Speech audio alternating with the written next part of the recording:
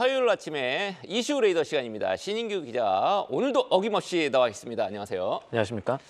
네, 오늘 4개 키워드, 오늘 장에 영향을 줄 만한 4개의 키워드 뭡니까? 첫 번째부터 보겠습니다. 금리 인하 시기 불확실 이렇게 써 있죠. 이창용 한국은행 총재하고 은행장들하고 정기적으로 모입니다만 어제 만났죠. 어제 저녁에 만났죠. 네. 어떤 내용 오갔습니까? 장후에 나온 소식인데 그래서 오늘장 분위기를 어떻게 만들까 봐야 되는데 금리 인하 불확실하다는 얘기는 오늘장이 그렇게 좋지 않을 가능성이 있어 보입니다. 금리 인하 발언을 했군요, 총재가. 네. 이 자리에서 나온 얘기들이 이제 은행주 향방 그리고 증시 환경에 좀 힌트가 될 만한 얘기들이 나와서 저희가 분석을 좀 해봤는데 주요 발언 살펴보면은 3가지 정도 보셔야 될 것 같습니다.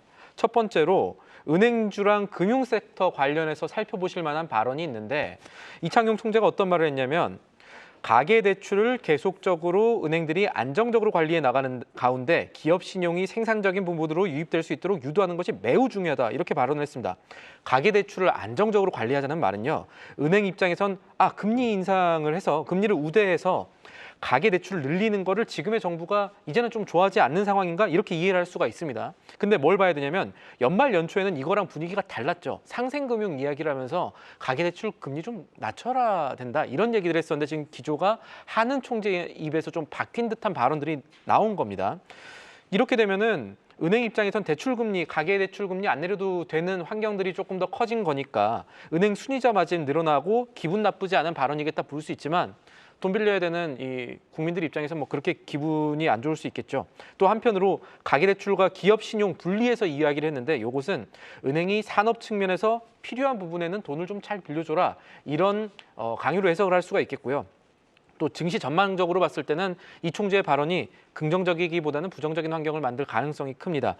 이 물가의 목표 수렴 확신이 지연되면서 금리 인하 시기와 관련한 불확실성도 증대하고 있다 이런 말을 했는데 이거는 결국 시장이 바라는 금리 인하에 대해서 불확실성을 오히려 하는 총재가 높인 발언이라고 해석할 수가 있기 때문입니다. 네, 미국도 지금 금리 인하 시기 계속 늦춰지고 있고 빨라야 9월 얘기가 나오고 있는데 한국도 당초 하반기 예상을 했었습니다만 좀 계속 늦춰지는 그런 발언이라고 우리 신 기자가 해석을 했습니다. 자, 두 번째 키워드 보겠습니다. 자동차 수출이란 말이죠. 올 들어서 반도체도 수출 괜찮아졌고 자동차 수출 뭐 계속 좋습니다만 자동차 수출 목표를 정부가 높였다면서요? 맞습니다. 이번에 산업부에서 27일 나왔던 발언인데 어제 나왔던 발언인데 자동차 수출 생각보다 잘 돼서 이대로라면은 연간 수출 1,000억 달러 부품까지 포함해서 달성할 수 있겠다라고 얘기를 했습니다. 1,000억 달러. 예. 네. 이제 기존 목표가 얼마냐를 봐야 되는데 완성차 기준으로 원래 올해 산업부가 보는 목표는 750억 달러였고요. 부품 기준으로는 234억 달러 됩니다. 그러니까 기존 대비 두 자릿수까지는 아니더라도 소폭 높여 잡았다고 볼 수가 있는 건데 소폭 상향이라고는 해도 이 1,000억 달러라는 숫자가 갖는 무게감이 상당합니다. 1,000억 달러라는 거는 이게 반도체 이후에 단일 업종 수출로는 아마 처음으로 이 정부의 계획이나 이 정부의 예상이 맞다면 1,000억 달러라는 숫자를 반도체 이후로 처음으로 자동차가 달성할 가능성이 크다는 얘기가 되기 때문입니다. 네, 원화 약세도 좀 도와주고 있는 것 같고요. 네. 사실 어제 보니까 현대차 주가는 조금 떨어지긴 했더라고요. 뭐 투자자 입장에서는 어떤 걸 봐야 됩니까? 일단은 자동차 관련해서 나오는 데이터들이 괜찮습니다. 주가 측면에선 현대차가 단순하게 차 수출뿐만 아니라 이 밸류업 기대감으로 많이 올랐던 것 여러 가지 그 부분들을 봐야겠습니다만 자동차 데이터 보면은 이게 사실은 현대차 데이터랑 거의 가깝다고 봐야겠죠. 우리나라에서는 올해 1월부터 4월까지 누적 자동차 수출이요. 일단 역대 최고입니다. 243억 달러를 돌파를 했습니다. 지난해 같은 기간 12만 대 넘게 수출한 전기차의 수출은 판매는 조금 줄어들었습니다만 내연차가 그리고 하이브리드 차가 전기차 안 팔린 만큼을 상쇄를 하고도 남았습니다. 특히나 이 하이브리드 차가요. 전년 동기 대비 13,000대 정도 1월부터 4월까지 더 팔렸거든요. 그런 부분 주목할 만하고 또 하반기에는 미래차 특별법이라고 해서 이 7월부터는 자율주행, 탄소중립 기술과 같이 이제 미래차 부품 관련 정책 혜택을 주는 방안이 추진되고 있거든요. 시행이 되게 되는데 그렇게 되면 차 부품 관련 사업에는 상반기보다 하반기에 조금 더 좋은 환경이 마련된다 볼 수 있고 완성차뿐만 아니라 이 부품 관련주들한테도 좀 더 좋은 환경이 마련됐다 이렇게 볼 수가 있겠습니다. 그래서 대신증권과 같이 증권가에서는 이 현대모비스뿐만 아니라 한온시스템, 만도, SL 같은 이 부품 관련주들 주목해 볼 만하다라는 의견을 지금 내놓고 있는 상황이고요. 또 하나 우리나라 수출 측면에서도 자동차가 생각보다 잘 팔리면은 연간 올해 수출 목표가 7천억 달러인데 이거 달성할 가능성, 청신호가 자동차로부터 커졌다 이렇게 볼 수가 있겠습니다. 네, 그렇군요. 특히 자동차 부품주 좀 주목해 봐야 된다라는 증권가 리포트도 소개를 해줬습니다. 자, 다음 키워드 UAE인데 아랍에미리트 대통령이 오늘하고 내일 한국을 공식 방문을 합니다. 대통령 이름이 너무 길어가지고 제가 뭐 말은 못하겠습니다만 오늘 재계 총수들 또 만난다고 하던데 어떤 내용일까요? UAE 대통령 이름은 제가 말씀드리겠습니다. 이제 모하메드 빈 자이드 알 라흐얀, 이제 아부다비 국왕이기도 하고요. 이 UAE 대통령이 오늘부터 이제 이틀간 한국을 방문하겠다 이런 내용들이 알려졌습니다. 여기에 이재용 삼성전자 회장과 최태원 SK 회장 그리고 정의선 현대차그룹 회장, 김동관 한화그룹 부회장 뭐 이렇게 주요 재계 총수들 만날 것이다라는 내용들이 알려졌습니다. 앞서서 아랍에미레이트 연합 그러니까 UAE는 윤 대통령의 이 최근 국빈 방문 후에 우리나라의 관계를 특별 전략적 동반자 관계로 규정을 했거든요. 그래서 300억 달러 정도를 국내 기업에, 한국 기업에 투자하겠다라고 밝힌 적도 있습니다.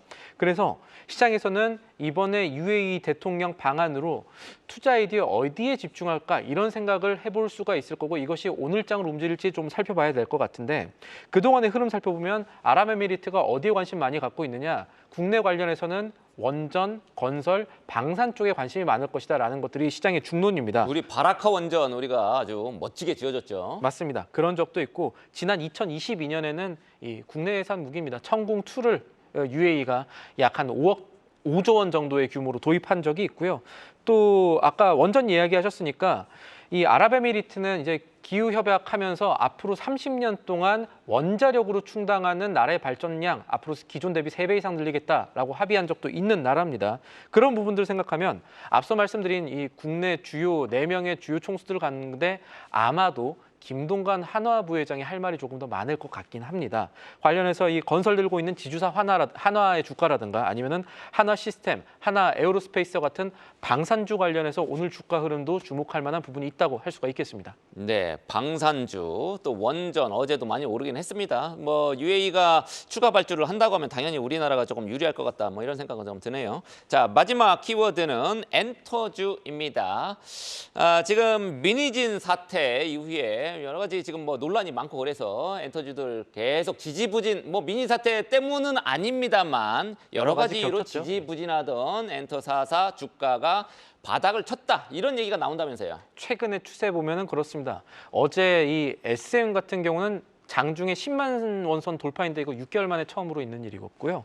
그리고 뭐 하이브라든가 그동안에 엔터 주요 4사라고 불리는 기업들이 최근에 다 조금씩 오르고 있습니다. 이게 5월 개인 순매수 종목 통계 확인을 해봐도요. 지난 주말 기준으로 개인들의 순매수 종목 2위가 JYP였고요. 4위가 하이브였습니다. 이 큰 틀에서 그동안 악재가 많았던 엔터주들이 중국의 한한령 해제 기대 덕분에 조금 주가가 슬슬 바닥을 다지는 모습이 관측됩니다. 지난 2017년 사드 배치 논란 이후에 중국이 한국 콘텐츠나 한국 연예인들이 등장하는 광고 이런 거 다 차단하는 움직임 보여왔는데 이런 움직임들이 누그러질 조짐들을 최근에 크게 보여주고 있는 겁니다.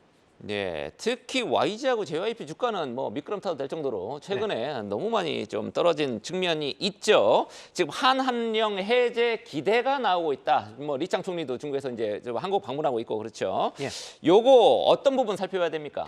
일단은 어제 마무리된 한일중 정상회의, 연례회의이긴 합니다만 그래도 우리 산업계가 조금 생각해 볼 만한 부분들이 있었습니다. 일단은 이번 정상회의에서 4년 넘게 중단됐던 3국의 자유무역 협정, FTA 관련해서 조속하게 협상 재개해보자라는 얘기들이 나오고 있었고요. 그래서 이 3국 관계 자체도 진전이 있을 만한 그리고 산업 측면에서도 진전이 있을 만한 내용들이 좀 나오고 있고 최근에 중국 같은 경우는 이 그동안에 생산 많이 해서 재고는 쌓이고 있는데 미국에서 관세 장벽들 많이 올리고 또 무역 장벽들 많이 치다 보니까 수출길이 점점 좁아진다는 불안감 때문인지 중국이 최근 우리나라에 대해서 유화적인 제스처를 많이 취하고 있습니다. 리창 중국 총리가 이재용 삼성 회장 만나서 중국 투자 확대 당부했다는 소식이 전해지기도 했었죠. 또 하나 아까 말씀드렸던 이 엔터주 부분 보면요. 지난 23일이었습니다. 한국경제신문 베이징 특파원 이지훈 기자가 단독 기사 냈었죠. 이 중국 당국이 오는 7월에 국내 인디 밴드이긴 합니다만 세이숨이라는 이 밴드의 베이징 특별 공연 허가했다는 내용도 살펴볼 만합니다. 이게 어떤 의미가 있냐면요.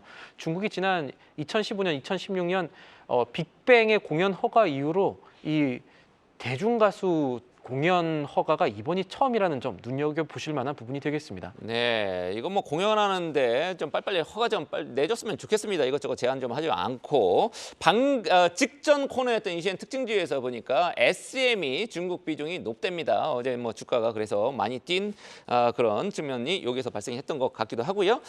이 엔터 관련해서 이번 주 금요일에 하이브의 임시 주총이 있죠. 네. 미니지 뭐 이렇게 해임될 것 같긴 합니다만 그때 주의를 조금 지켜보면서 주가 우리가 계속 지켜봐야 될 것 같습니다.